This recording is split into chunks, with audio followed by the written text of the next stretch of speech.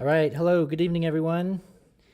My name is Brad Gottschall. I am your Lower Paxton Township Manager. In typical fashion, I'm going to give a very brief summary of this evening's agenda, particularly for the benefit of those who may be watching at home on television before we get started and the members of the board get seated. So this evening is a business session of the board. We have just a couple or a few items on the agenda. First, to include under new business, the board will hear a presentation on the 2025 proposed municipal budgets. To this point, we've been meeting in budget workshop sessions throughout the preceding months here, and we finally are set to present publicly the culmination of all those meetings and that work. And Finance Director Miller will take that presentation on under new business. Then under subdivision and land development, the board will take action to approve a preliminary and final subdivision plan for 6610 Union Deposit Road.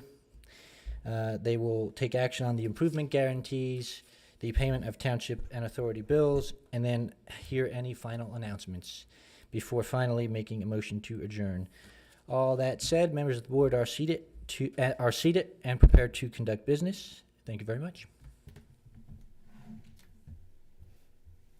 I'd like to call the meeting of the Lower Paxton Township Board of Supervisors to order. We'll have the Pledge of Allegiance led by Supervisor Zomas. I pledge allegiance to the flag of the United States of America and to the republic for which it stands, one nation, under God, indivisible, with liberty and justice for all.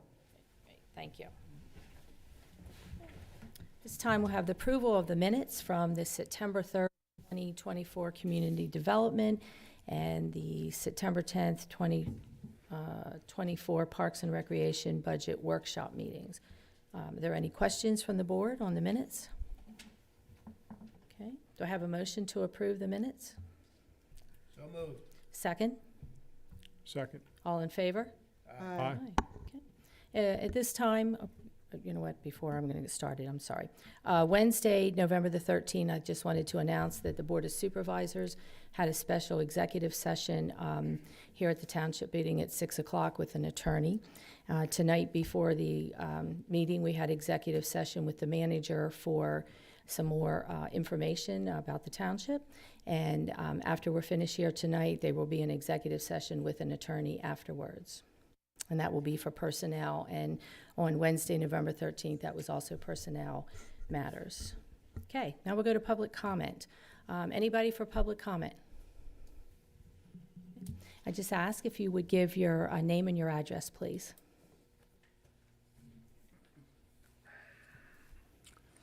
Good evening. My name is Charles E. Hoke III. I live at 6131 Bluestone Avenue, Harrisburg. And I am here again to complain about the solid waste prices for senior citizens trying to live on Social Security. We do not generate enough solid waste to fill a large green container in a year. In April of 2023, you said it would be in compliance with Ordinance 21-08, which states by volume. In April of 2024, you said that ordinance was for the township's use. Talking to Vicky, 717-603-1221 on April 19th, 2024, she said the public could not use that ordinance. So, in 2023, you mandate your procedure, and in 2024, you negate it, just like in a dictatorship. Since this affects hundreds of mid-state senior citizens, I contacted the AARP because they are, letting us know of all the good things they do. Both nationally and Harrisburg office never answered my emails. After talking to the Harrisburg office a few times, my calls would go directly into voicemail. I sent the Harrisburg office my paperwork through U.S. mail with my name, address, and AARP number on the envelope. They refused delivery. So much for helping the senior citizens. So I contacted Teresa Boner of the of the Patriot News.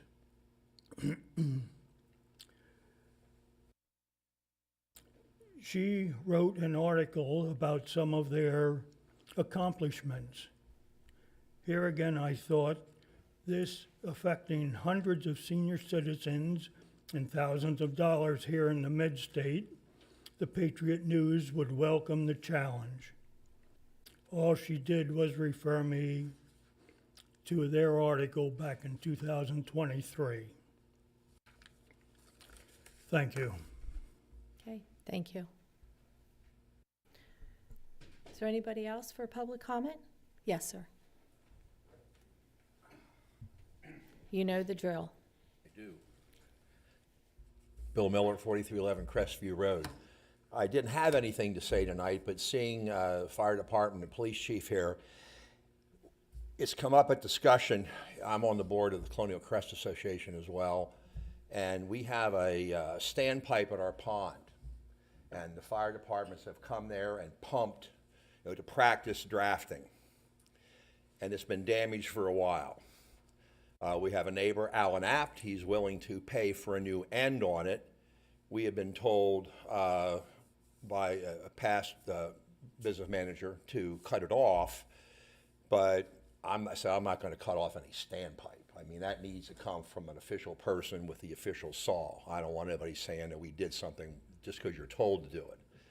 So my point is, the pond's never been lower, but it's still a good training site if you guys want to use it. We would need, though, to get the end back on, which again, we have a neighborhood past president who will pay for it.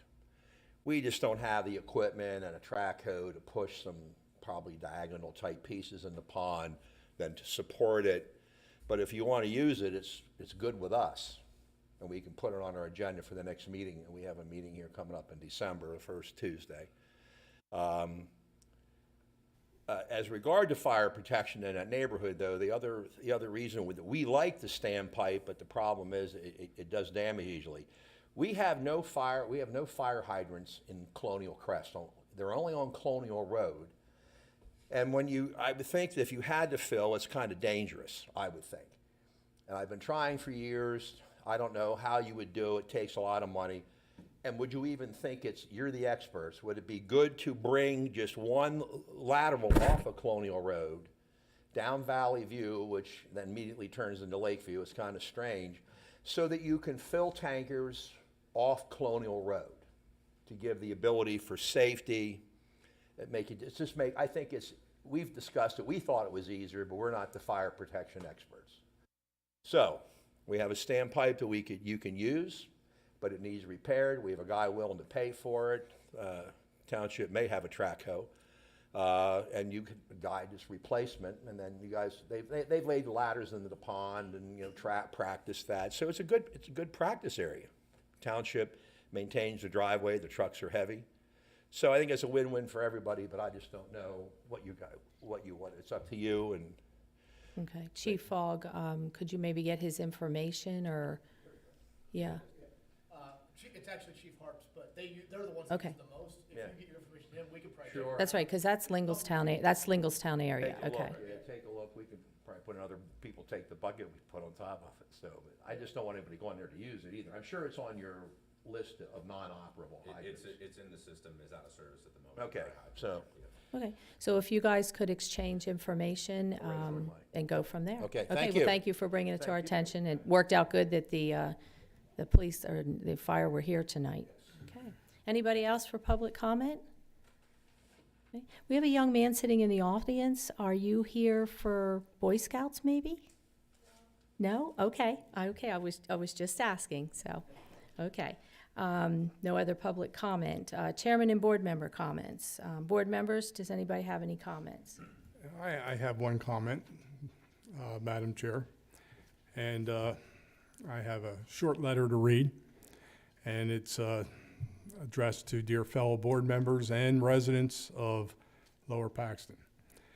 And after much thought and consideration, I hereby tender my resignation from the Lower Paxton Township Board of Supervisors and Authority Board effective December 31st, 2024. It's been my distinct honor and pleasure to serve the public throughout my career, beginning first with the United States Army and Pennsylvania National Guard, moving to the Pennsylvania House of Representatives, and finally concluding my time here serving the residents of Lower Paxton Township. Throughout my career, I have also served on a number of volunteer boards and committees, whereupon I look favorably to serving into the future.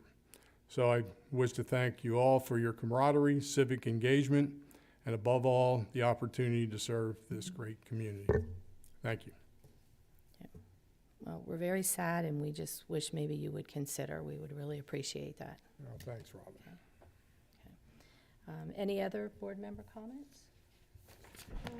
So I'm not sure if You know I what, should, Mrs. Tom, can you speak, because everybody can't hear? If you can pull just pull it down. There you go. I don't know if I should do it now or if I should do it at announcements, but I've started.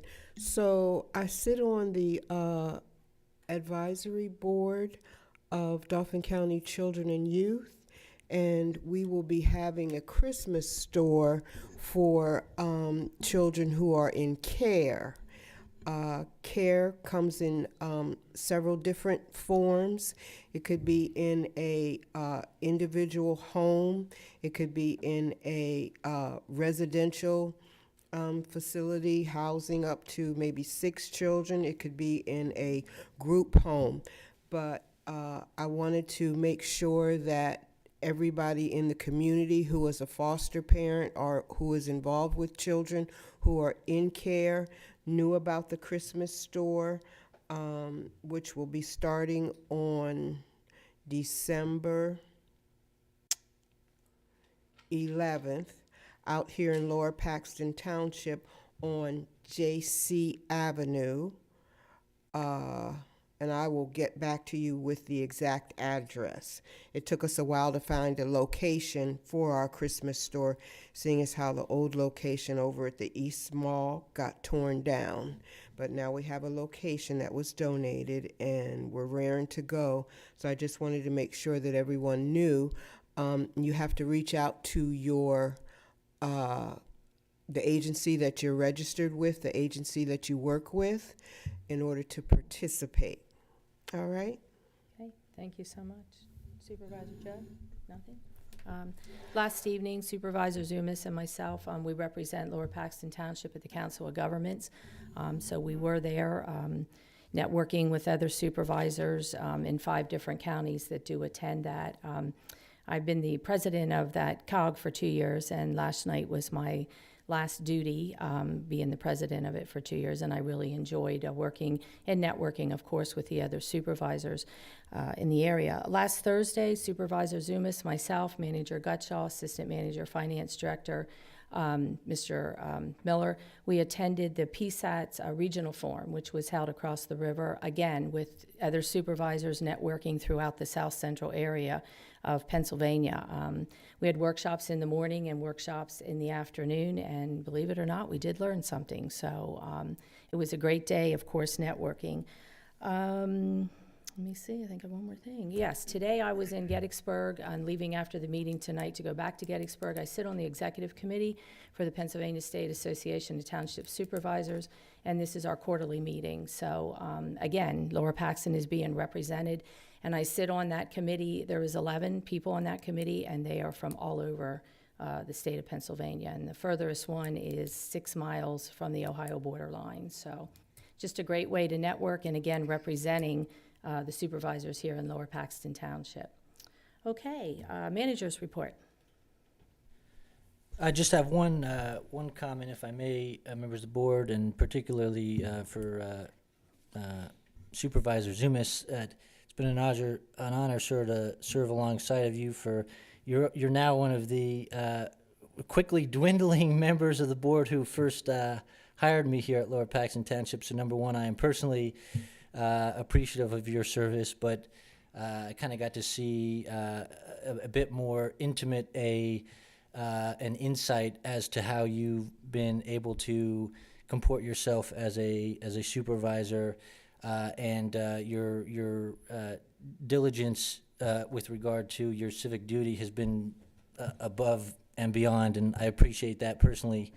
I've often also appreciated the interjection of humor at times when we have an awkward pause in conversation or a tense conversation. Your interjection of humor has been appreciated, and I even bought a new camel-colored suit tonight because I thought you were going to have the opportunity to poke fun at me one more time, but you didn't take the chance. So, but anyway, I'm going to miss that and your service. So, thank you, sir. Thank you, Brian. I know Chief Harp can attest to the humor part of it. That's true, sir. Since he used to work for me many, many years ago in a totally different capacity. God bless you. Thank you. Okay, we have no old business this evening. New business is the presentation of the proposed 2025 municipal budgets. Mr. Miller.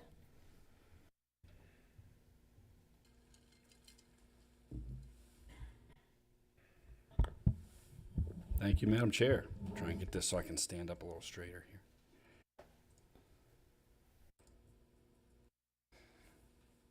Okay, well, it gives me great pleasure to be here in front of the board and public tonight, and to those watching online or at home as well. This is our formal public presentation of the 2025 budget for the township.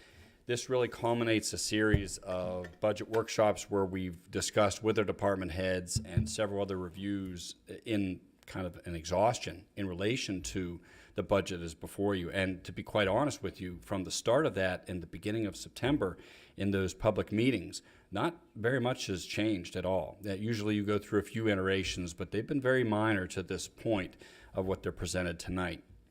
Now, just quickly, in case I forget to note at the end, at this point when the presentation ceases, the budget will be put on public inspection. So that'll be a period of 2 weeks where the public will have access to the documents, as all the other documents in our budget workshops, online, as well as printed copy here at the office that can be reviewed. All of tonight's materials will be up on our website within the next day or two, and you will find that all of the other presentations and packages from our department head projections and presentations are there as well. So certainly there is a wealth of material there, and certainly would like to give my appreciation to the board for a very transparent process. I do a lot of teaching for the state. I was a former auditor and audited dozens and dozens of municipalities across PA and Maryland. This is one of the most exhaustive measures of public presentation of a budget that I've really been a part of. And it's great to see. It really allows a lot of public involvement throughout the process, and here we are tonight culminating that. This first sheet is really just high-level overview of some of the things we're going to cover tonight. There are 6 funds in total that we're setting budgets for the township. We're going to focus our time primarily on 3 of them this evening, but this is kind of a visual overview for you. As noted, we'll have final action on our budgets on December 17th, 2024. This will be the final public board meeting of the year, at which most all municipalities will take their final actions for the budget. Changes can happen between now and then. There are provisions within the code if they hit a certain dollar amount where they have to be re-advertised, and we go through a little bit more process. But ultimately, they'll still lend themselves to be adopted by the end of the year. Overall, we have a $57.06 million expenditure budget across these 6 funds. Primary fund for us is the general fund, revenues of just under $30 million and expenses of just over $30 million. So again, a small differential of use of reserves, which we'll go into more detail in the next several slides. In 2023, we created the Solid Waste and Recycling Collection Fund to handle the new provisions of the contract with Penn Waste, where the township absorbed billing and collection for the savings of the residents. $8 million in revenue and just under $8 million of expense. Again, a very small margin in that fund as well. The state aid fund is what is used for our highway liquid fuels. These are gas tax revenues distributed to our municipality, primarily for road services, but can also be used for street lighting and traffic lighting and the like. $1.6 million in revenue and $2 million in expenses. This is a partial spend down of carryover reserves from previous years, and we'll discuss that a little bit more in detail. We have a new fund this year, the CDBG fund, based on our population levels, which now exceeded the city, the largest within the county. We hit a number that dictates we can then be a direct recipient of federal funds for community development. So we'll talk about those. Again, very introductory budget in place here for that operation. So as you can see, only $100,000 each way. It's really built to be a fairly net neutral fund, but may at times require a little bit of subsidization from the general fund for non-qualifying support. Next, we have our general improvement and our ARPA fund, our American Rescue Plan Act fund. This is where we hold our non-routine capital investments. It's been an area where we've covered a lot of deferred maintenance catch-up over the last several years, as well as some very innovative and initiative parks projects. The revenue budget for that is just under $10 million, with quite a lot of grant revenues, which we'll be pleased to talk about a little later. Expenditures of just under $14 million. Again, utilizing these existing reserves to fund some significant projects in the next few years to come. Then finally, we'll talk about the Fire Protection Tax and Equipment Fund. This is a dedicated part of a real estate tax millage that is specifically for fire protection equipment, or apparatus, as well as support to our volunteer groups and any paid complement of staff, which we'll get into as part of the presentation. Revenues of $4.3 million and expenditures of $3.1. You'll see us creating a little surplus, which we'll get into why towards the end of this presentation. We also have 5 other funds which we're really fiduciary or custodian for. So they're not for the benefit of the township. We don't budget for those, but it's worth noting we also manage those internally. Into the general fund, and again, as I will say, this is a high-level overview because everything discussed here tonight has really been thoroughly discussed at the public budget sessions that we've had, but this certainly gives a kind of a capstone to what has brought us to this point. Our general fund is really there to provide all the general services to the public, our public safety, our public works, parks and recreation services, both active and passive, community and economic development functions, economic development being a new carve-out in this year's budget that we'll note about a little bit, and any general administrative services. Most of these services don't have a direct revenue source to offset those costs, especially when we talk about public works and public safety. You know, when you're supported by the police or by the fire department, you don't receive those services with a bill. Essentially, those are covered by general taxation. So our real estate tax and our earned income tax is really what fund those sources. Now, the majority of these expenditures are really focused on providing physical services. So as with our municipality, as you'll see with most municipalities, it's very driven off of personnel and related benefit costs. 76% of our total expenditures go towards those personnel-related costs because, again, this is really for the provision of services to the general public. Our general fund is balanced in 2025 based on a proposed use, a slight reduction of financial reserves of about $435,000. This result would put our starting 2026 reserves at just under $15 million, as you can see. Now, this is about half of what our current revenue stream is. Our minimum fund balance policy is 25% or 3 months. Obviously, the goal is to get beyond that 25%. You don't want to be on that cusp because immediately when you hit it, that's a signal that there's problems to come. In the past, the township has kind of threaded that line very tightly, but over the last several years, without any physical tax increase in the general fund, has managed to build a nice reserve. And that really comes down to 2 things. One, community growth, which we're all aware. Residentially, we continue to grow. But ultimately, it also comes down to very strategic decision-making by the Board of Supervisors in their actions and what they fund and choose to fund. So certainly kudos to that. As noted, real estate and earned income taxes are the primary funders of the general fund. Just over half of the revenues of the general fund are those 2 tax sources. We have the general tax millage, 1.554 mils, and the library, 0.041 real estate tax mills. These are unchanged since 2016, and they're also proposed to be unchanged for 2025. Finally, capital investments within the general fund are pretty limited. Again, these are regular turnover assets, such like general park improvements as benches or physical vehicles for police or public works.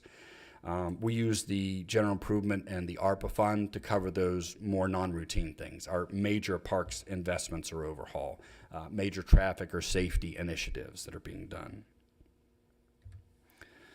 On the next 3 slides, this chart that's on the right will repeat itself, so you can keep seeing the same visual. This is looking at 23 actual, 24 budget and 24 projection, and 25 budget in relation to revenues and expenditures. Revenues being in the dark gray, and expenditures being in the blue. And you'll see, especially from the revenue standpoint, very consistent, and expenses have spiked, and we'll get into that discussion in the next slide. But on the revenue trends, we're proposing an increase of just over $1 million, or 4% in revenues versus our 24 budget. This is really based on 2 major factors. One is continued growth projection within our taxes, primarily our earned income taxes related to continued housing development and occupancy within the area. About a $766,000 increase of that $1 million. The remaining portion is an increase in anticipated permit volume revenues. Now that the interest rate environment is starting to soften a little bit and inflation is settling, we're starting to see the inklings of the uptick with regards to some of that commercial and residential activity that's been quiet for the last year and a half. As I mentioned, revenues are pretty consistent over the chart. As you can see there, the taxes do remain unchanged with the general and library millage for the past 5 years and into the 6th.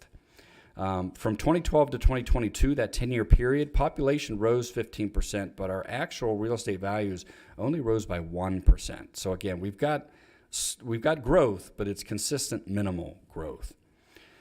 2024 budget was conservative for earned income taxes, which continued to improve year over year, right about in that 3 to 4% range for the last couple years, which is really trending with cost of living assessments in the United States. Now, we're going to expect to see that to reaccelerate over the next couple years because of the softening interest environment, and we do have a number of residential developments which are primed to start building. Now, the expense trends, we have 2 slides here. The first is going to focus more on contractual, which is personnel and related benefits. The second being on what we designate as discretionary. Those are more utilities, professional services, things of that nature. For the personnel side, overall, $1.97 million or a 7% increase in expenditures over the 24 budget. In relation to that, the bulk of that is coming from the personnel and related benefits side. So overall, this accounts for about $23 million of our expense budget, as mentioned, 76%. This is an increase of $1.63 million or 8% over the previous year. It's really driven by 2 pieces. Number one is we have departmental requests that are in the current budget presentation for additional staff for 2025, 8 total positions. This is accounted for within the budget, some at partial year consideration, others at full year, depending on the timing of placing those physical roles. Considering the wages and benefits in relation to those positions, that's about a $556,000 increase in relation to the 2025 budget. As noted here in the bullets, that includes 4 proposed police officers for public safety, 1 code enforcement officer, 2 laborers for public works, and a community event specialist for parks and recreation. These are all full-time positions. Now, when we set aside the new positions impact, health insurance is the other piece of the climb, and that was pretty substantial this year, an increase of about $994,000 over a 24 budget. This is in 2-part relationship. The first being there's no anticipated dividend returned. If you're aware, we're in a consortium where based on our utilization as a group, we can get money back if our actual costs are less than our premiums. In this year, that was not the case, as prescription drug costs, as I'm sure you're no surprise to you based on how much airplay they get these days, have risen drastically. So it's been a very tight year from our premiums versus our actual costs. So we don't believe we're going to see a dividend in the next year. And previous years, that could be anywhere from $250,000 to $600,000. The other side of that is, based on that activity, we have a proposed renewal of 19.9% within the consortium. That renewal at that rate is also shared with a lot of different participants. We're not alone in that regard with regards to escalating costs of healthcare. And this has just been a very active year for folks seeking assistance. In relation to expenditure growth over 2023 to 2025 with the budget projection, it's really driven off of personnel related costs. When we talk about the other side, which is that discretionary piece, again, slightly smaller presentation, $7 million in total expense, 24% of the budget, an increase about $349,000 or 5%. There's a couple pieces to this change as well. So within public safety, there are a few new requests as part of the budget. Some of them one time, others are cumulative and ongoing, including Class A uniforms for all uniform staff, increased subscriptions. There is also our first year of our WatchGuard Cloud, which is an expensive proposition, but it's part of the body camera and mobile vehicle camera units that we have that are really attuned to a big part of the public safety. Capital equipment and vehicle upfits. This includes replacing existing vehicles as well as some new vehicle upfits as an attempt to help to see about reducing some of our overall repairs and maintenance costs moving forward. And then finally, there are some recruitment and promotion investments being made to help better attract new talent as we head into the market for new individuals, as well as planning for retirees to come. These in total are about $231,000 addition to the bottom line. Next, we have about $50,000 of new consulting seminars and subscriptions for the Economic Development Department. The Economic Development Department was a presentation in early October to the board. It is primarily a segregation of existing expenses. It's mostly a couple staff members and existing subscriptions and activities we have, but about $50,000 in new spending tied with those direct economic investment activities. Majority of the other categories within our budgetary constraints remain very comparable to 24. In wrapping expenditures, general obligation bond debt, that's included in those discretionary costs above, those are primarily related to improvements that we've done in municipal facilities. We have no debt that's been issued for operational needs, which is good to hear, good to say. We have that budgeted at $1.98 million with no new general fund bond or loan debt that is proposed. Now, in relation to that $1.98 million, it's going to be static for another year and declines over $200,000 a year starting in 2027, and then declines by nearly $1 million a year when we start in 2029. We do have a good number of years past that into, I think it was about 2040 before it's finally satisfied. But again, it creates capacity for additional one-time significant investments in mostly facilities.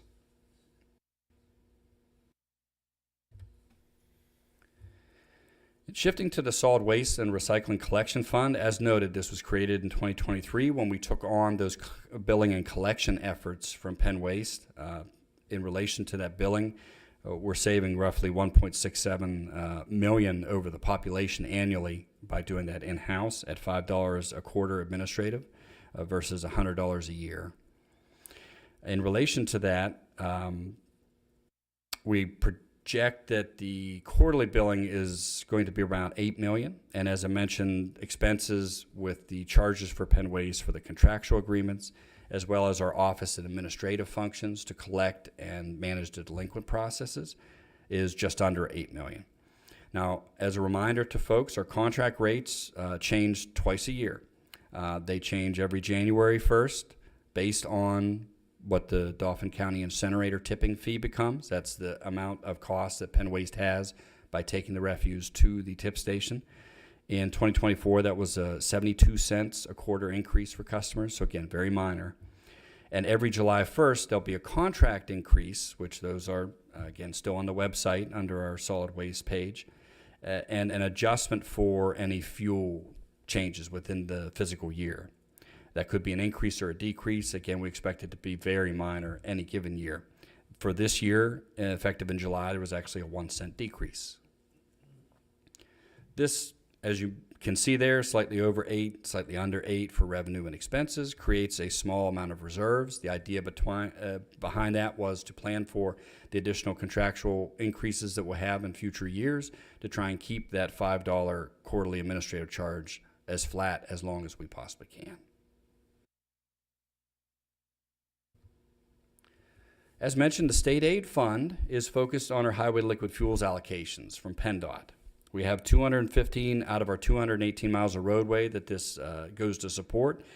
1.63 million in revenues. As you can imagine, that's not a whole lot of money to support over 200 miles of road, so it does not go far, unfortunately.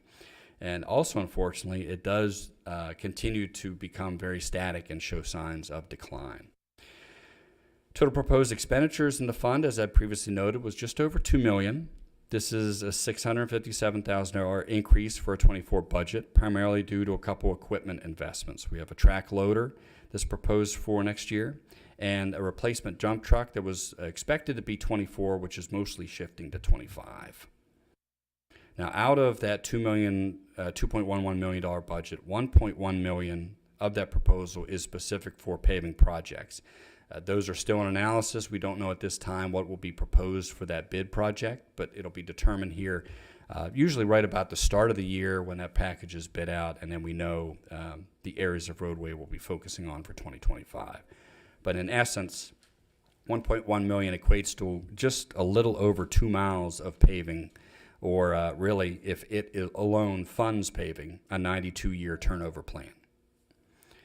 The state aid funds balance based on the use of reserves, as I'd noted, and it brings us to starting 2026 of about $621,000. So there's still accumulated reserves to help us with additional equipment needs and some additional paving if the opportunity arises.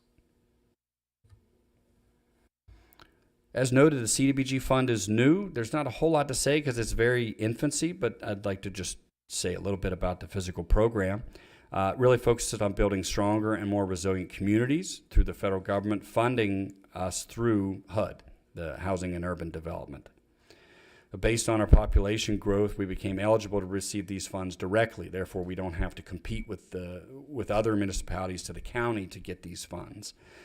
The allocation is very small. It's only about $250,000, but it enables us kind of a guaranteed revenue stream year after year to be able to make dedicated efforts that are in low or moderate income areas, as well as qualifying improvements to public infrastructure and spaces, mostly around the ADA environment. So it allows us to do ADA improvements at parks as well as municipal facilities. Now, our 2025 budget is pretty sparse because, again, this program is really just getting up and going.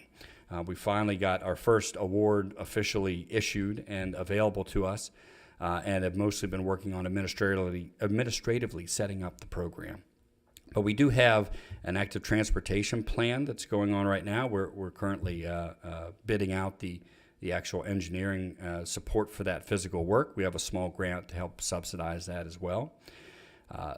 Additional fund awards help us cover program administrative support so we can make sure that all the proper federal filings and provisions are in place.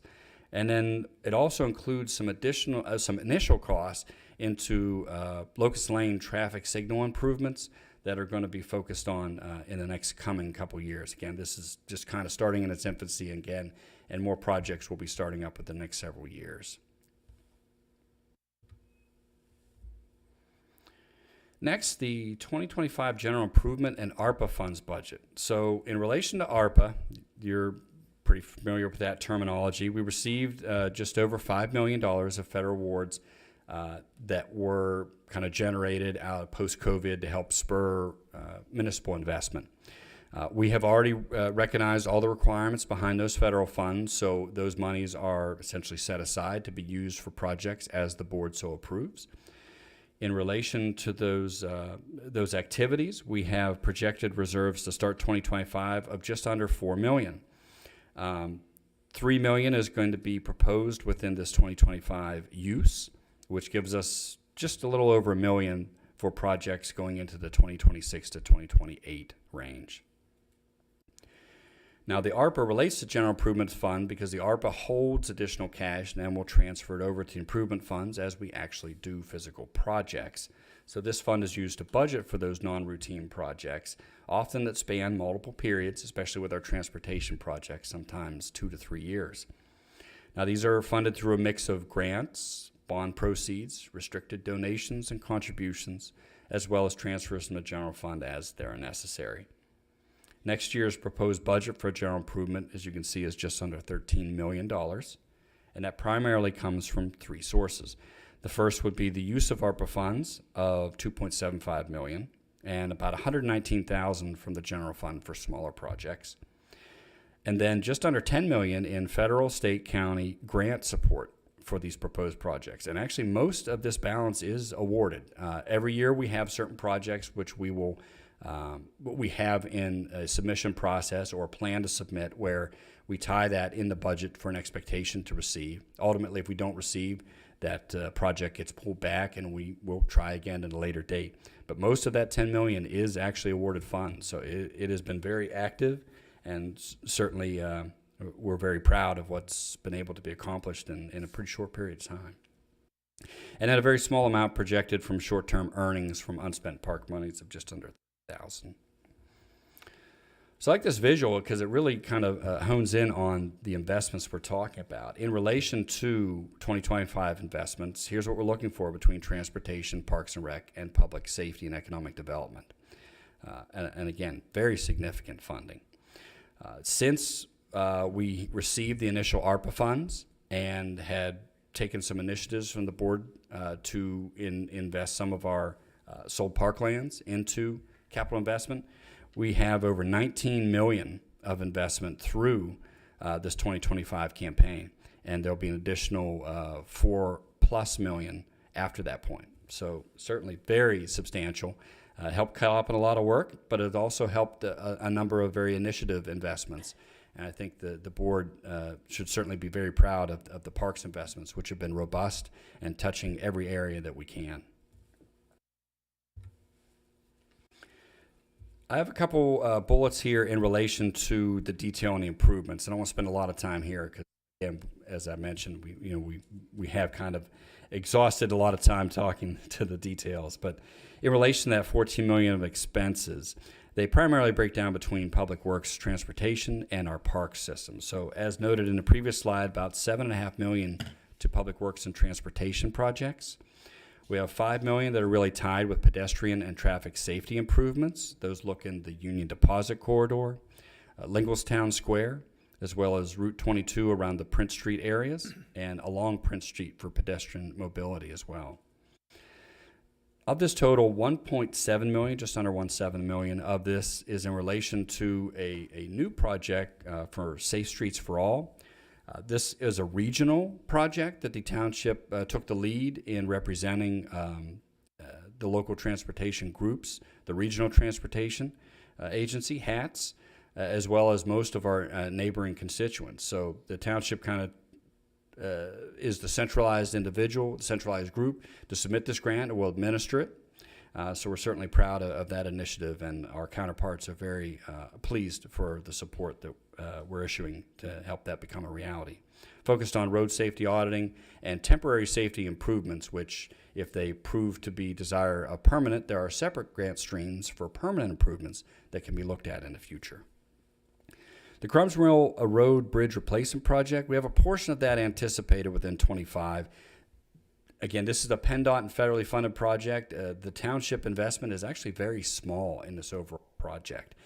So it's really going to be driven by the federal and state agencies. So this could drag out a bit, but certainly some very needed and improvements within line of distance within that area that are really going to make that much more safe and put the bridge up to current requirements.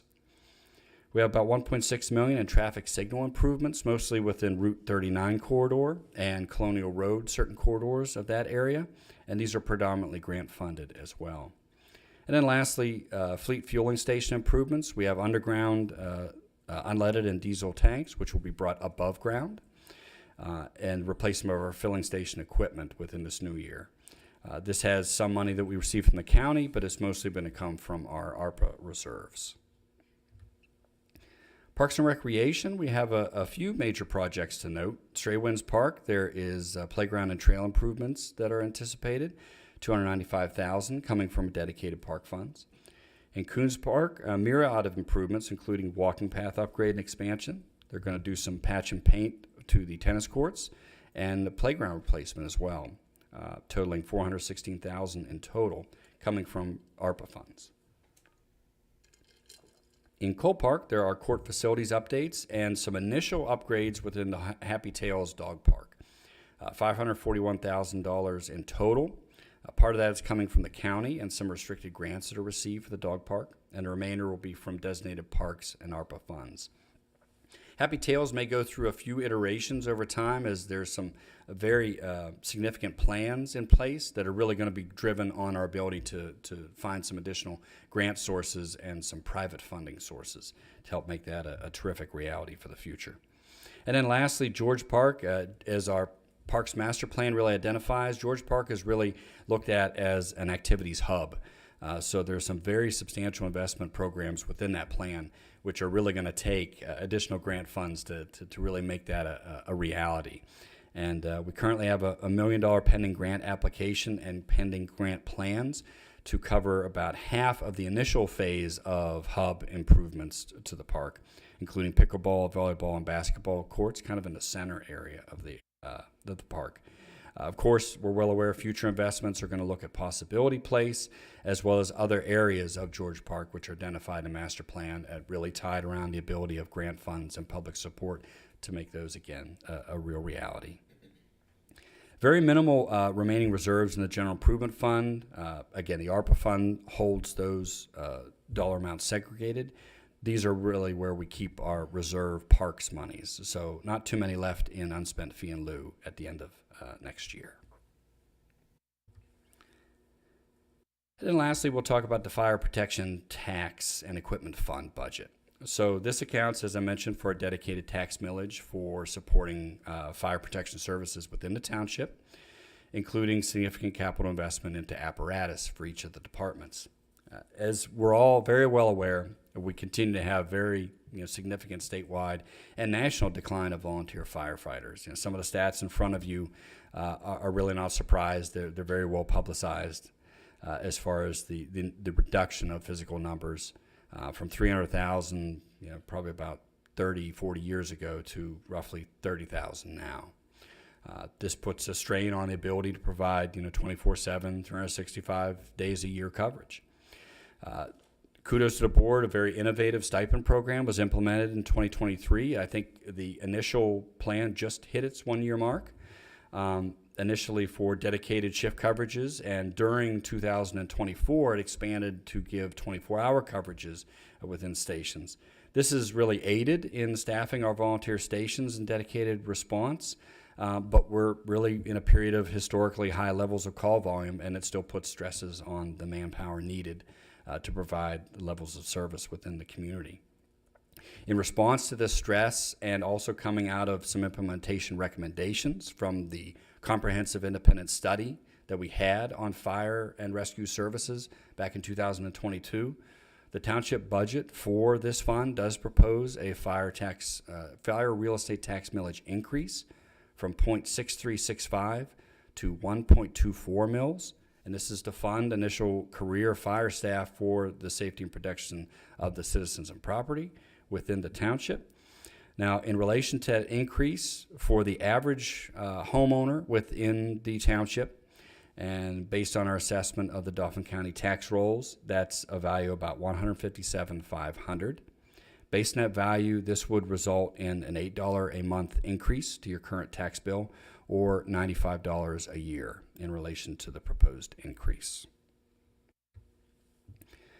Now, tying that into the operating expenses, that budget is proposed at $3.38 million for next year. This includes $948,000 in wages and benefits for the existing management, as well as a partial year impact of a proposed 10 career firefighter hires to aid in the volunteer firehouse staffing and dedicated response. $690,000 of the budget is for the continued volunteer staffing stipend program, continuing on a 24-hour, 7-day-a-week incentivization program. to help with our minimum vehicle responses and our response manning. $529,000 is the proposed allotments to provide to the 3 volunteer companies. So this equates to about $176,000 each. $278,000 is what's designated for fire hydrants as part of the fire protection and equipment tax. A piece of that tax is to use for the specific fire hydrants. There is still final implementation of Veolia PUC rate case on hydrants. I think the end result is going to be very substantial, so that number is going to rise a good bit. So we'll keep tabs on that and keep evaluating that as we progress. $305,000 contribution to our equipment plan capital reserve. This is what the township invests internally to be able to pay for future apparatus with cash rather than financing those activities. And lastly, $315,000 in debt service for a prior ladder apparatus purchase. This budget was proposed to add $891,000 to the existing reserves to bring them to $1.53 million. And this is really to help us with generating reserves to help offset those future contractual costs and the eventual full-year staffing costs as we proceed with the fund. Now, the reserve funds, pending apparatus sales from the prepayments we've made with 3 of the pumper units, are pretty minimal right now, but those will regain themselves, and really within the foreseeable future, the capital plan should be self-sufficient as is, with the current contribution levels being made within the budget. As I like to do with the presentation, I like to wrap with a couple slides that talk about our municipal taxes and the actual tax impact to your average homeowner. So we can kind of gauge and understand, when you get a tax bill, who is that for and where is that money going? With the increase to the with the increase to the fire tax proposed for this year, that would take our real estate tax millage to 2.835.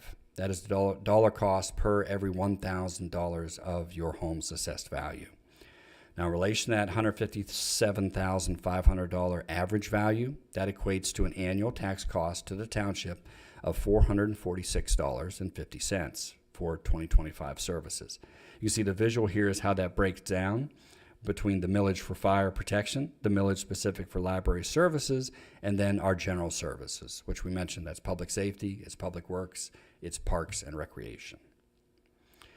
Within our county, there are only 5 municipalities that have populations over 20,000. That includes ourselves, Swatara, Susquehanna, Derry, and the city of Harrisburg.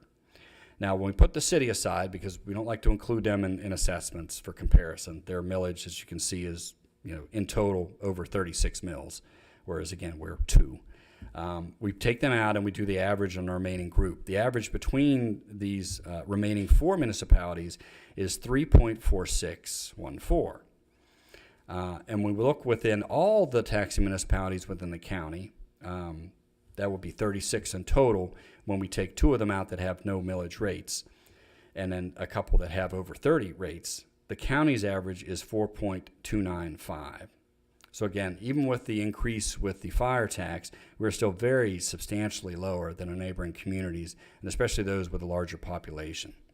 As many entities find with the population, as your population grows, it does put pressure on additional public service needs, especially in the public safety environment.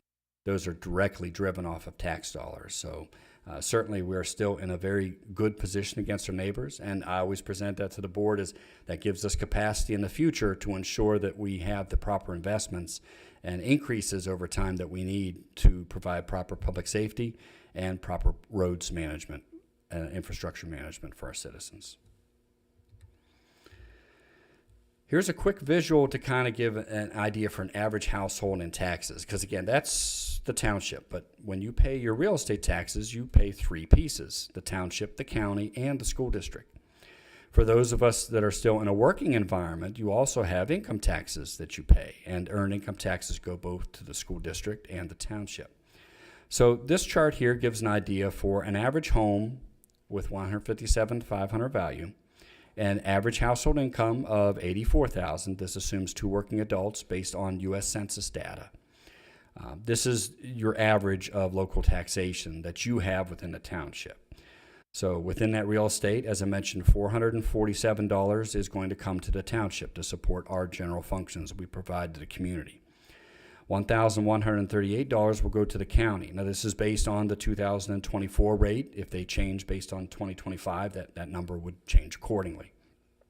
The school district is obviously the largest tax bill you pay. That would equate to $2,750 a year based on their millage. As you can see, the millage amounts are noted as they currently stand. On the income tax side, you pay 2% earned income tax. 1.5 goes to the school, and 0.5 comes to the township.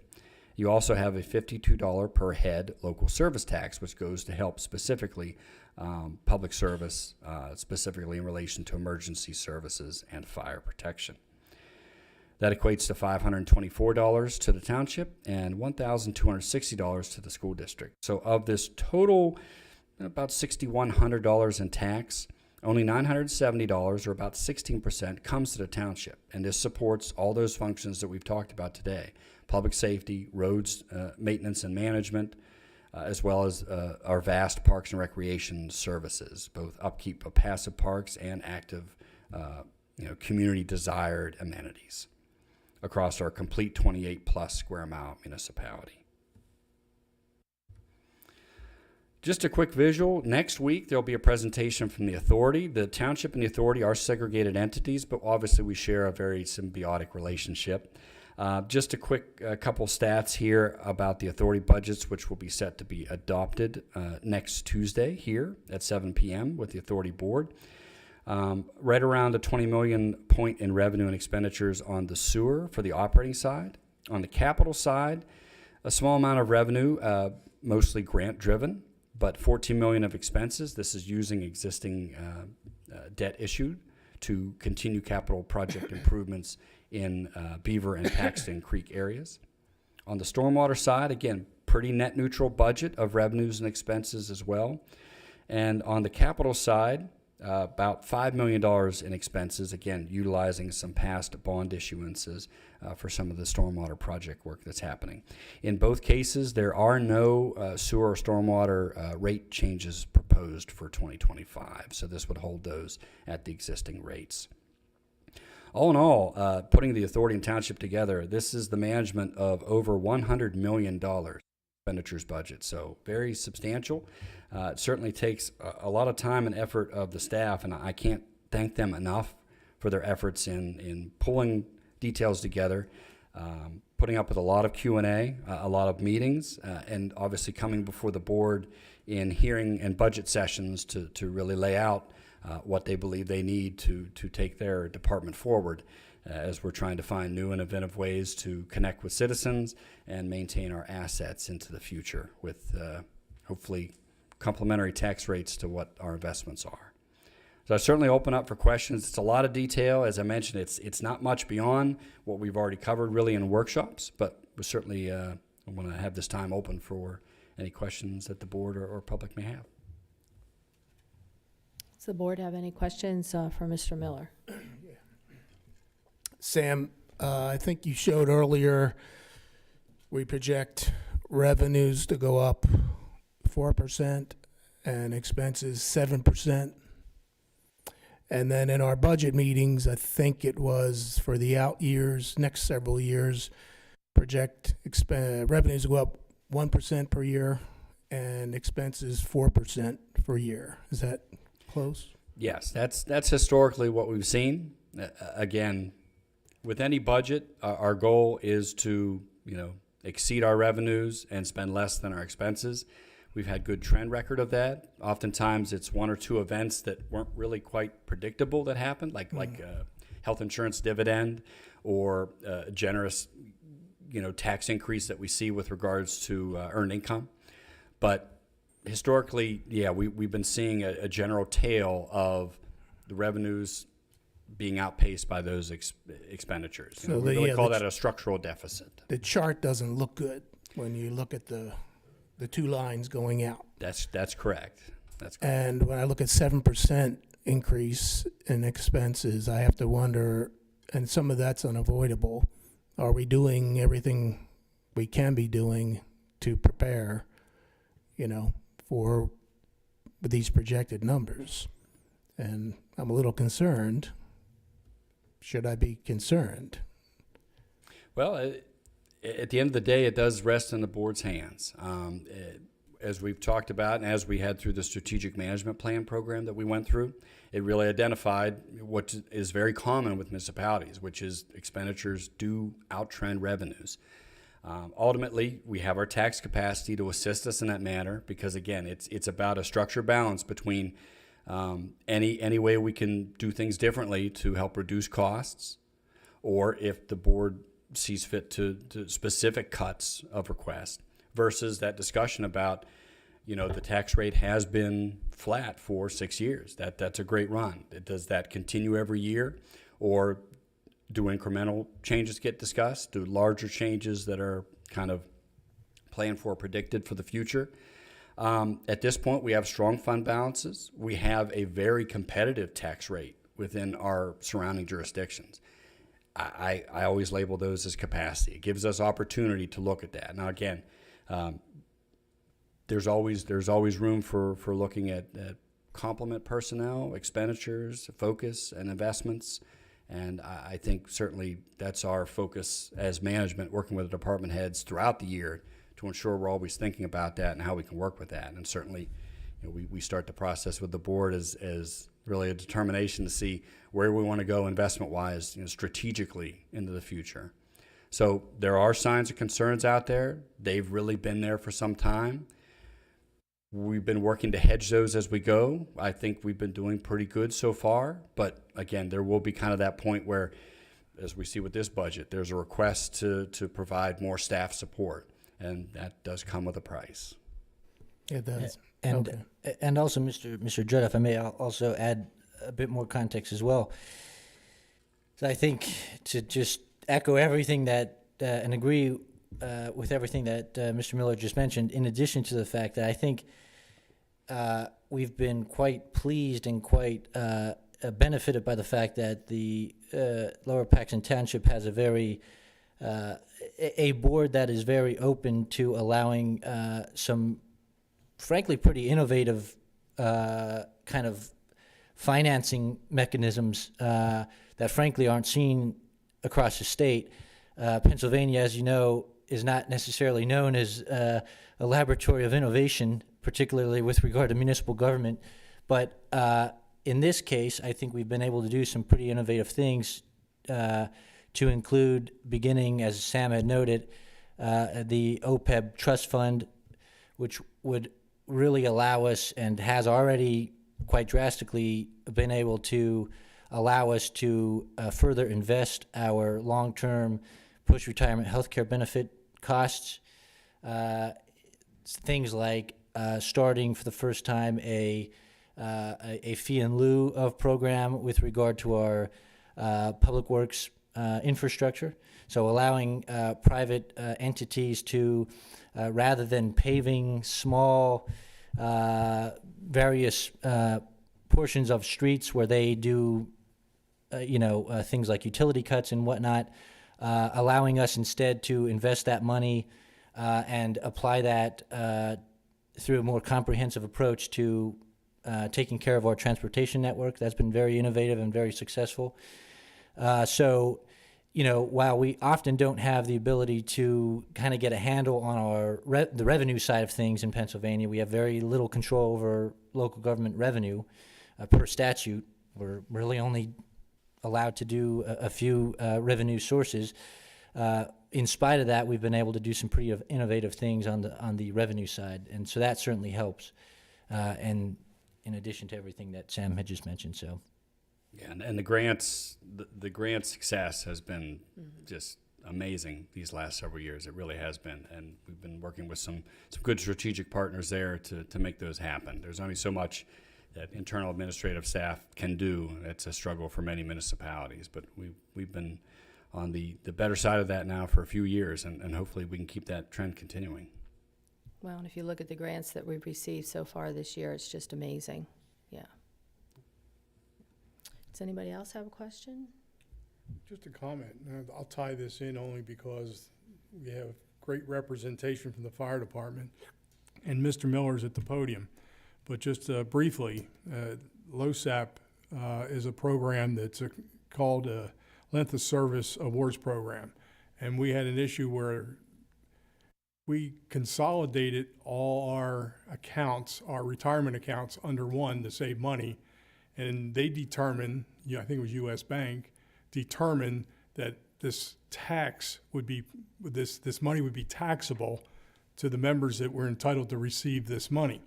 Caused a little bit of a morale problem because the state of Pennsylvania's law was vaguely written, and whoever was preparing the tax could interpret it as it's not taxable or it is taxable. So we had people receiving it who were not taxed previously, who were currently being taxed and wanted to know why. Well, it was because of the law in Pennsylvania was written in such a way where whoever was preparing the tax decided to do it this way or decided to do it that way. So to make a long story short, I went to the state representative, sat down with Representative Kerwin at the time. He recommended that we get bipartisan support, reach out to Representative Fleming, who took the bull by the horns and decided, hey, you guys got a good point. This is not designed to punish somebody. It's an award.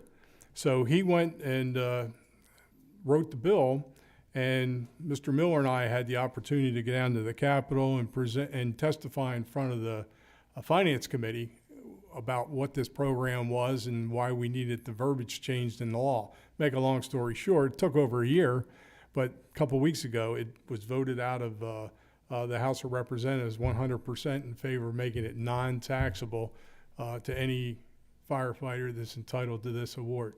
So they sent it on to the Senate. Unfortunately, the Senate was just getting out of session, didn't have enough time to address it, but it will be addressed at the next session. So just wanted to kudos to Mr. Miller for all the research he did, and I just wanted to let everybody know that it's moving in the right direction. It should be law that would not be interpreted as taxable. It'll be a non-taxable benefit for the fire departments. So Well, Norm, thank you, sir. will that happen in the first session of 2025? It should. Okay.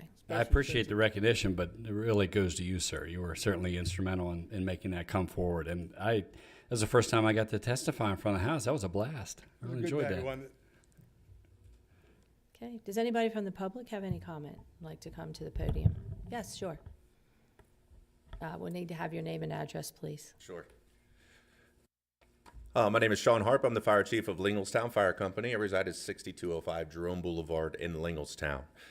So, Madam Chair, members of the board, I just wanted to take a moment to come here because we are talking about the fire budget.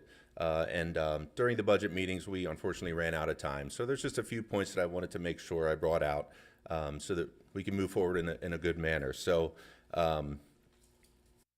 back in July, I believe it was, Bureau staff introduced the idea of the paid staffing to assist the volunteers to fill those voids where, staffing levels are dropping in different areas and different stations. They at that time asked for letters of support from the 3 fire chiefs, which all 3 fire chiefs did give letters of support. I hope you're able to see mine. If not, I have copies of it that I can distribute to you guys. But in that letter, I did state that I'm generally in support of any time we can get more people in a fire truck is a good thing, right? There's always jobs to do for that piece of apparatus. And if there's less people on it, that's more wear and tear on the people that are on those rigs. So I think anytime we can get people on there is a good thing. But that being said, there's a quote that we have out in the fireman world is that firemen hate 2 things. They hate the way it is, and they hate change. Especially volunteers, right? So any changes that we do, and as we've been doing throughout this year, need to be done in a careful manner to make sure that it's put out there that this is to support the current cadre of volunteers that we have here within the township. This stipend program, in my opinion, is working very well. I've heard other people state the same thing. I know especially at Linglestown, we would rarely have people hanging out at the station prior to this program. Since its implementation, there are many nights a week now that we have people at the firehouse hanging out, having brotherhood, having dinners, and are ready to respond to any emergencies that come in. So I will say that stipend program is really doing better than I thought it would. So kudos to that. In the ordinance, we have the ordinance from earlier this summer. There is a line in there that really hits home with the volunteers. It quoted out of it, whereas under and pursuant to the terms, conditions, and provisions set forth in this agreement, the township is desirous of continuing to provide adequate and professional volunteer fire protection service under the direction of the Lower Paxton Township Bureau of Fire in coordination with the Public Safety Committee. And the main thing in there is adequate and professional volunteer fire protection service. So that comes into play, and some of my next statements is, while we're talking about adding these 10 firefighters, and generally I'm on board with that, and most of my membership is, there's still some that really aren't, because of, they're concerned that it's an eventual replacement, right? So they've been doing this thing for many years out of the kindness of their hearts, leaving the dinner table, leaving different functions to come answer the aid of strangers. That's what we do. That's why we do what we do it. So I would hate to see anything happen to that. Currently, right now, there's volunteers throughout the township that are covering a decent amount of the shifts. There's still room for improvement. If this would go through as the firemen with the additional 10 staff, it needs to be done in a way that it's shared amongst the companies, and that's how it was presented to us. It would be shared amongst whoever would need the staffing that day. And it needs to be done in a way that is not in any way or form to go against what's currently happening with the volunteers as far as them giving their time and continuing to do what they do. So I will say the coordination between the companies is at an all-time high. I think Chief Fogg and Director Kashiba can really speak to that. We have a daily staffing group every morning where the chiefs of the departments figure out who's around for the day. And based upon that, they'll place apparatus out of service if it makes sense. That's obviously not what we want to do, and I think this staffing could help alleviate some of that out of service time. We started cross-staffing when people are available. So for instance, if there's extra people at a certain fire station and there's not enough at another one, we'll move people around to properly staff units as we can with the volunteers that are currently there. And then we started a new program where we're cross-training drivers on specialized pieces of equipment at the different fire companies, which we've never done in the past. So there's a lot of things moving forward to really help and bolster what's going on. The thing when the units are placed out of service is, while it might not be an immediate response from the home company, the way that Dauphin County CAD is set up is that it will immediately dispatch the next due unit of that type. So minimal delays when it comes to dispatch there. But generally speaking, myself and the Linglestown Fire Company are in support of the 10 firemen that they're proposing, as long as it is done in a way that it doesn't hurt the volunteer base. That's the biggest concern that we have, is that once there's career personnel in, the volunteers will be looked at differently, maybe lesser firemen than the career guys. And I would hope that wouldn't go that direction, but it's always a valid concern in the minds of the guys and gals who've been doing it for many years out of the goodness of their heart. So with that being said, I'll move on to the assistant chief position, and myself and Deputy Graham have talked in depth about this. We'd agree to disagree, but this is something I wanted to talk about at the one budget meeting when we ran out of time. But I do not support the assistant chief position, and let me tell you why. That was presented as a vehicle maintenance coordinator, so that there is a single point of contact for all of the apparatus in the township that are owned by the township. Makes perfect sense. It's needed. It can help out to have one point of contact for that. What we call that in the fire service is an engineer, right? We don't call that an assistant chief. Engineers will do that. And then this person was also to supervise the career staff if it goes through in the absence of the public safety director or the deputy chief. So that's understandable. The application that went out and is being advertised is truly a command position for command staff with a fully outfitted vehicle that personally I don't believe we need.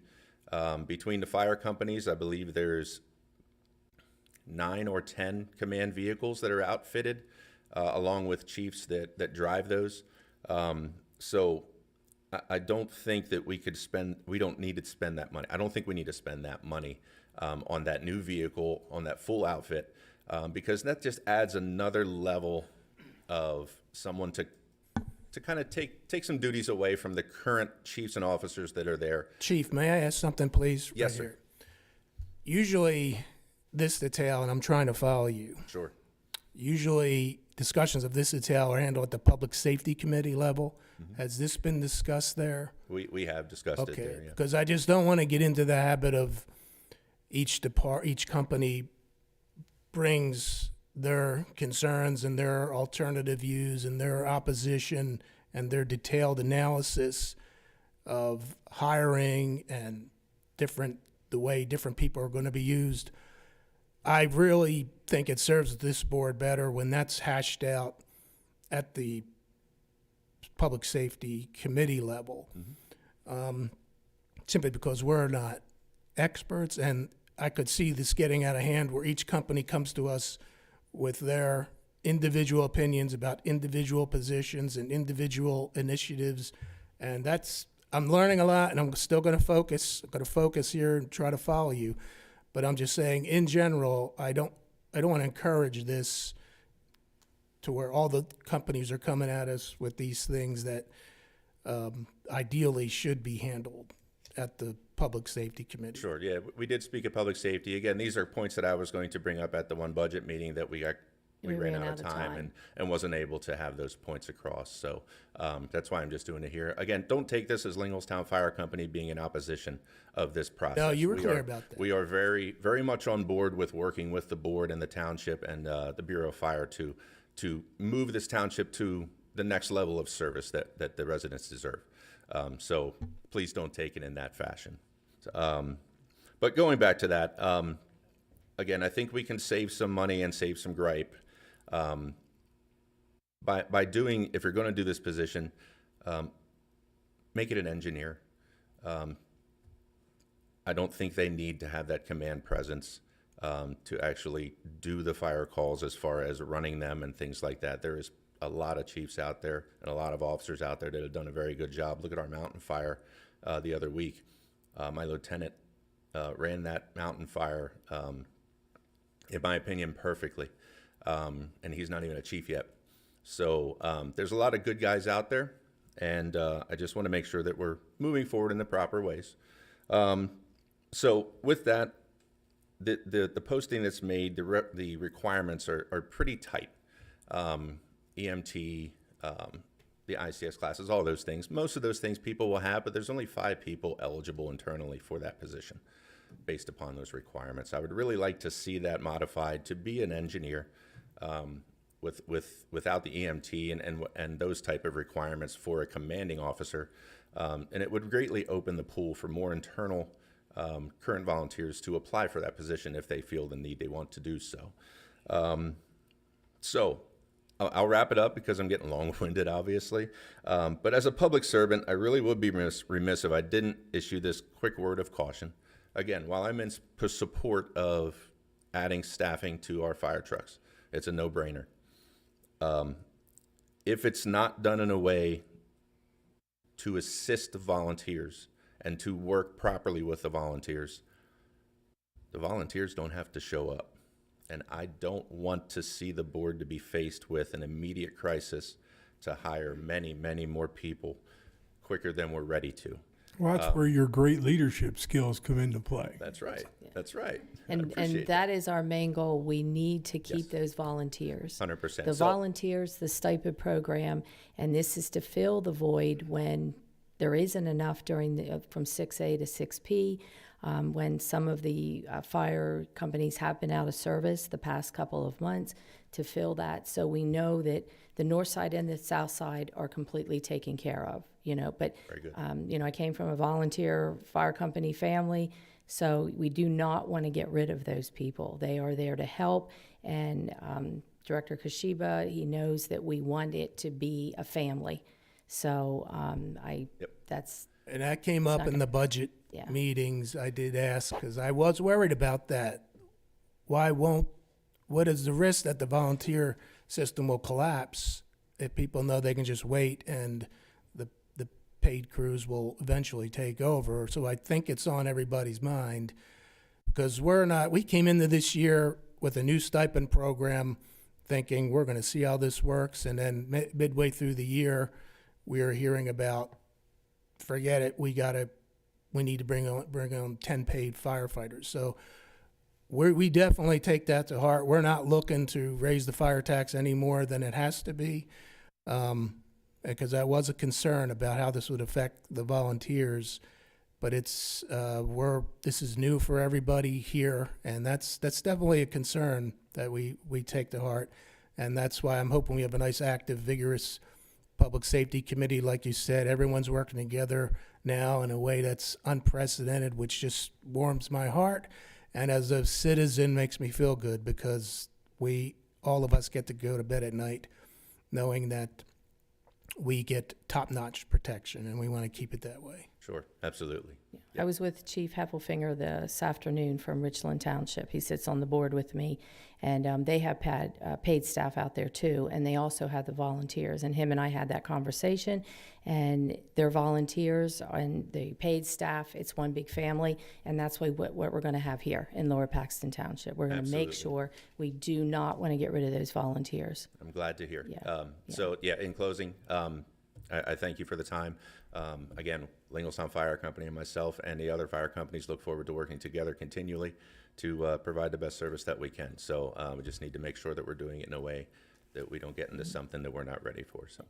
And for all the firemen that are here, police officers, again, the board wants to thank you for all your service that you give to the residents of Lower Paxton Township. So we really appreciate you, and we appreciate the volunteers.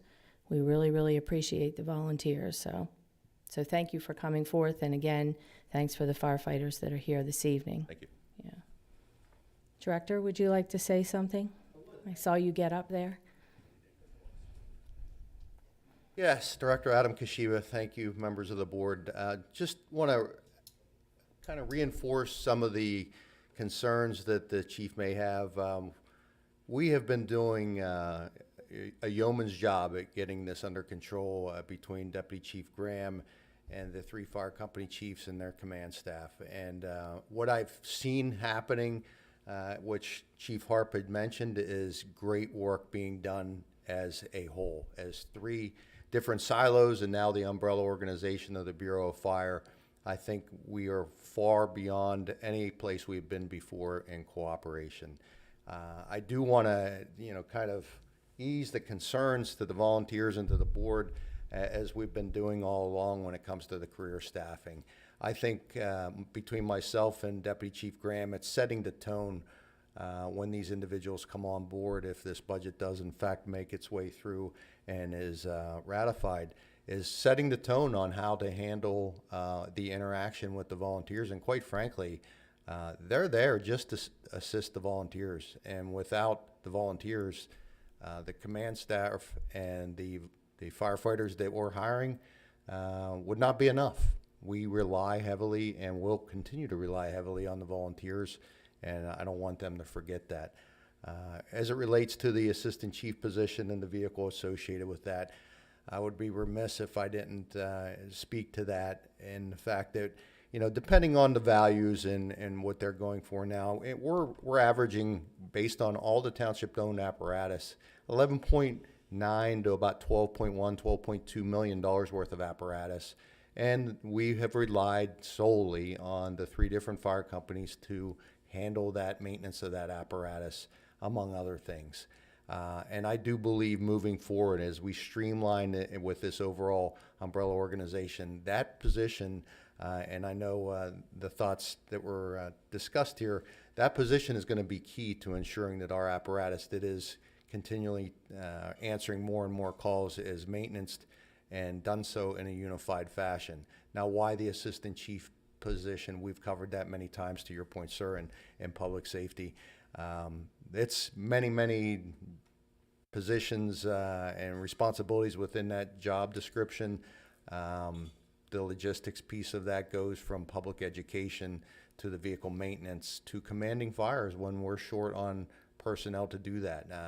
you know, to the chief's point, there was a lot of work done with public safety and the job descriptions and the ability to be in different chief positions that have that title within these fire companies was ratified by all the groups, and those trainings and qualifications are high, and they should be because they're the ones commanding those firefighters daily going into these IDLH environments. So there are actually vacancies that are occurring because people have to reach a standard. So there are vacancies at a command level that the fire companies are doing a great job of working towards with the rest of us on filling.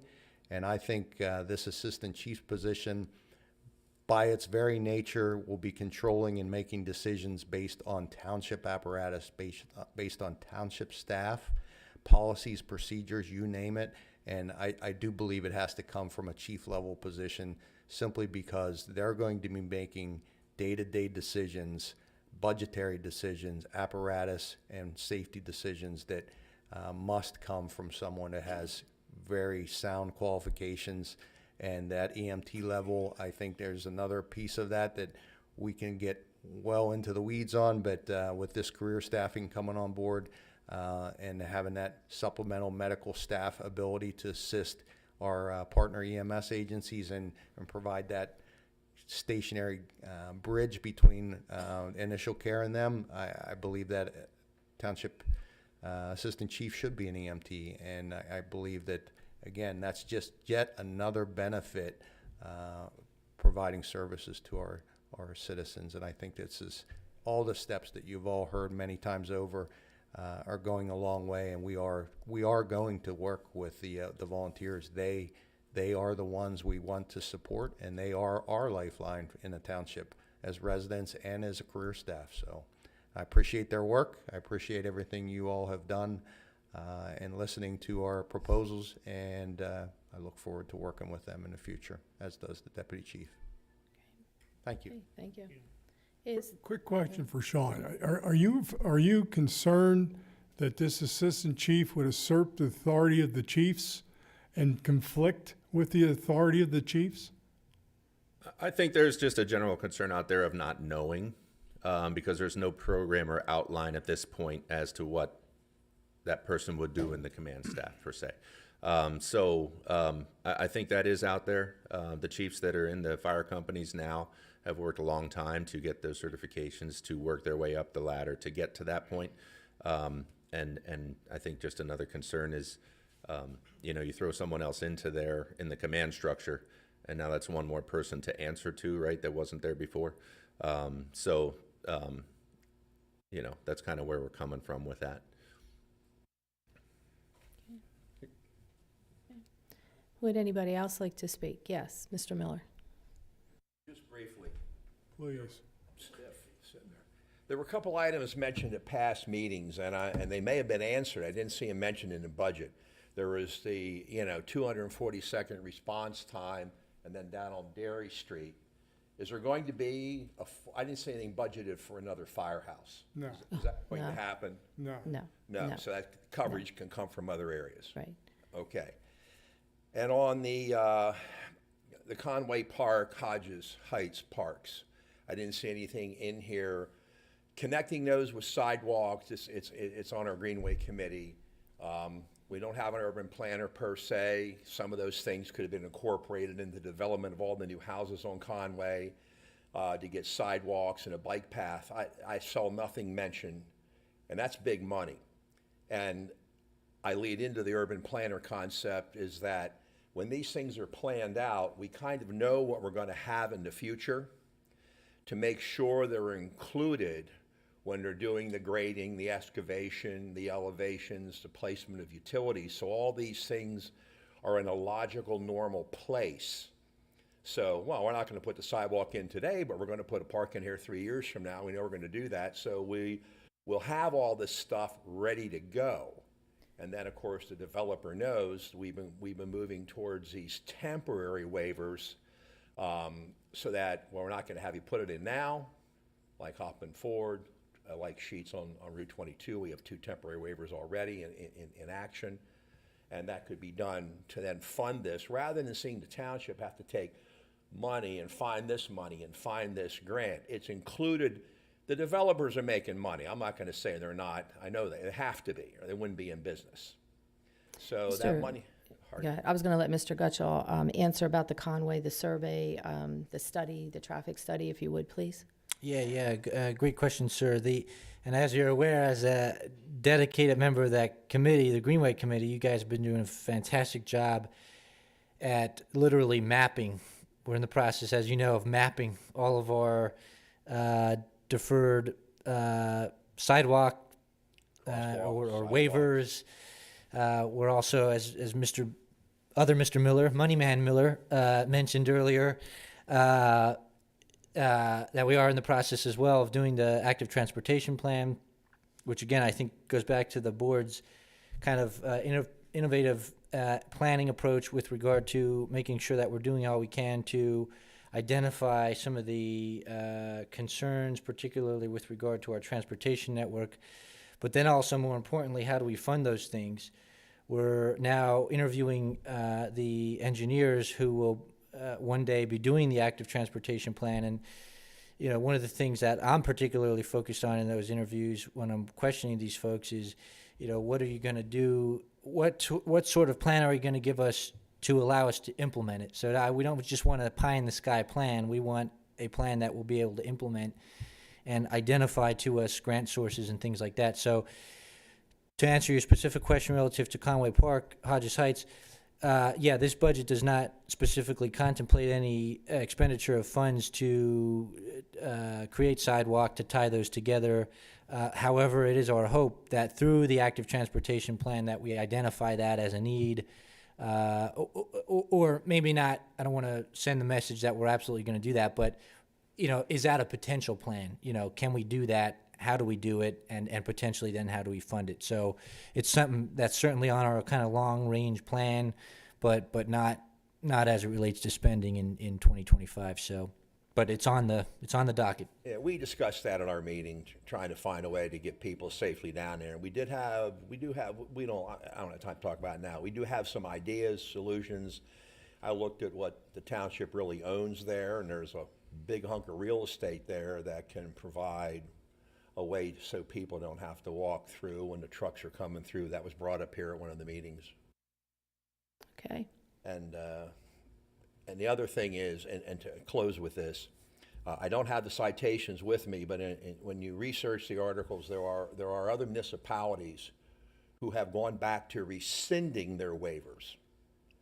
They found that, we gave a waiver for this, and you haven't put your sidewalk in 20 years. You need to put it in. And that's a way to get the owners or developers or the people who got that waiver, while I had nothing to hook to, I couldn't do it. Well, there is now, and that's why the temporary waiver probably might be something to really look at and see. But then again, other municipalities have taken it to court and had the owners put in those sidewalks or put in those improvements, because now they're needed. Thank you. All right, thank you. Yeah, thanks. Okay. We're all done with the budget? Yes. John Fogg, Chief of the Colonial Park Fire Company, 6293 Stable Court.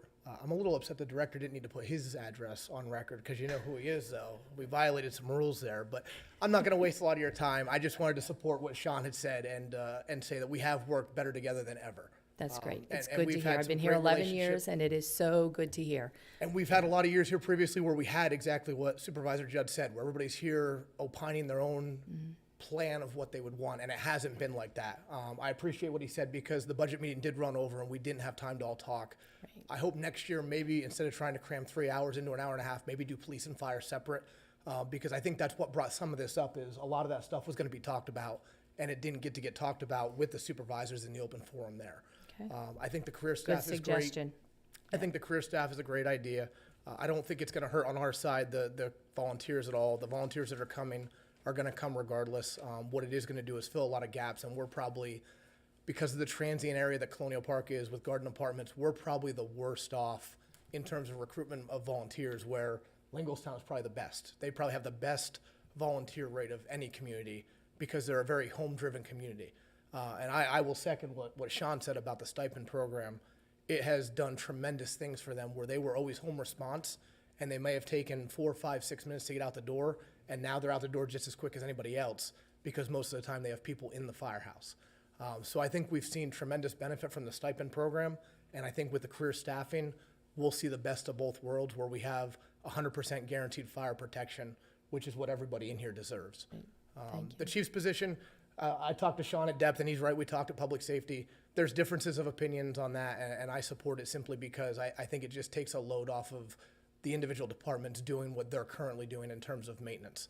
And I know if it's coordinated correctly, like at our firehouse, we've coordinated maintenance, and because we're able to coordinate things, we keep less stuff out of service for less amount of times and not multiple apparatus out of service at the same times. And we're currently doing that through text messages and volunteers doing it. But I think having somebody that's stipend with that job and that position just to do that guarantees that, again, your apparatus that you purchased stays in service the most efficiently that it can. And I think that's the benefit to that position, along with if it's used to manage the career staffing, if that's part of that, it helps with that as well. So not going to waste any more. It's a long meeting as it's been. So I just wanted to clarify that Sean's not lying to anybody. We're getting along better than we ever have. And I want to I'm happy to work with all of them. want to thank you all for the live-in programs too. I think that, helps with the response time also, with the live-in. So, good. Okay. Thank you. All right. We're good. Okay, we're going to move on. Mrs. Zerby, thank you for staying. We have action to approve a preliminary final subdivision plan for 6610 Union Deposit Road, Plan 24-13. Mrs. Zerby. Yes, good evening. This is a preliminary final subdivision plan for 6662 Group LLC. Proposes to subdivide parcel 357219, consisting of 37.18 acres into 3 separate lots. Lot 1 will have a total area of 12.43 acres, Lot 2 will have a total area of 14.15 acres, and Lot 3 will create a lot of 14 acres. Lot 35, 72, 50, and 288 will be absorbed into this subdivision. This site is in the agricultural residential zoning district and is served by private well and public sewer. The applicant is requesting 5 waivers for the plan. All waivers requested are consistent with a subdivision in the agricultural zoning district and are all recommended by staff for approval. The applicant is requesting 1 deferral, which is to provide a stormwater management plan since the proposed subdivision does not include any proposed construction. It is appropriate to defer this requirement until the building plans are submitted. Staff recommends approval of the request to defer the stormwater management plan until the building plans are submitted. Staff supports the deferral, and this plan comes to you tonight with only 5 administrative comments and 2 general comments to be satisfied prior to recording. There are a couple of representatives for the plan here this evening if the board wishes to ask any questions. Okay. Whoever you're representing, okay, if you could just have your name and your address, please. Hi, good evening. Joab Carter. I am the surveyor of record with Dahlward Engineering. I reside at 5741 Union Deposit Road. Okay. Was there anything that you would like to tell us? Mrs. Zerby did go in depth, but I didn't know if you wanted to add anything. No, ma'am, none at this time. Like I said, simple subdivision, 3 lots along Union Deposit. Okay. Any questions from the board? I think Mr. Miller wants to know if there's any waivers. Yeah. So yeah. So you're okay with all the waivers? I mean, we're okay with all the waivers. You're okay with all the comments, administrative comments. Everything will be met, Mrs. Zerby? Yes. Okay. Okay. With that said, do I have a motion to approve a preliminary final subdivision plan for 6610 Union Deposit Road? So moved. Second? Second. All in favor? Aye. Okay, thank you. Thank you. Improvement guarantees. I'm not going to hit that because it's probably going to go off. So we have the Estates of Autumn Oaks. We have Poplar Street, just 2 of them tonight. Yeah. Yep. Any questions? Board? Okay. Do I have a motion to approve the improvement guarantees? So moved. Second. All in favor? Aye. Okay. Payment of bills. We have Lower Paxton Township and Lower Paxton Township Authority. Any questions from the board? No? Do I have a motion to payment of the bills? I make the motion to pay the bills. Okay, do I have a second? Second. All in favor? Aye. Okay, any announcements from anyone? Oh, well, just the announcement, Godspeed to Supervisor Norm Zumis. We've been together several years. 6 years, 4 months, 28 days, and 9 hours. And, You can you still know, reconsider. we had some fun and we did some good. Yeah, we did. And it's been a joy. We did. Godspeed. Okay, with that said, we have an authority meeting next Tuesday night in this room at 7. And the Board of Supervisors will then meet on December the 3rd at 7 o'clock. Do I have a motion to adjourn? So moved. Second? All in favor? Aye. Meeting adjourned. Thank you all for attending.